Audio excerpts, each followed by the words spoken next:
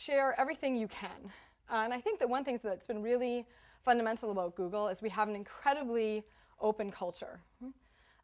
Until we went public, in fact, until about 3 months before, our VP of sales got up every day and told us the revenue numbers for the company. And it's amazing when you take a lot of smart, motivated people and give them access to a huge amount of information, how well informed their choices are about what they want to work on and what needs to be done. And I think that's been really amazing because it's helped us manage the organization in a way that's really flat. So you may have heard things like GE has a 1 to 12 rule, which means for every 12 employees there's one manager. We've had a very flat organization, so we have situations where we'll have 40 or 60 employees with one manager. And the idea there is we want people, if they can prioritize their own time and manage themselves really well because they have access to a really broad array of information, that works well and it gives them the empowerment and feeling of independence that they need to be really successful. And share everything you can also applies to another philosophy that I think is rather interesting, which it really struck me from a book that was written by Tom Kelly called The Art of Innovation. And he has a concept there around taking credit.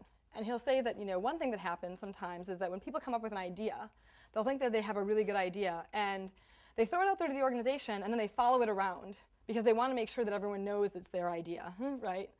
And and he said that there'll be people who can become so consumed with, does everyone know this is my idea, that they ultimately stop producing new ideas.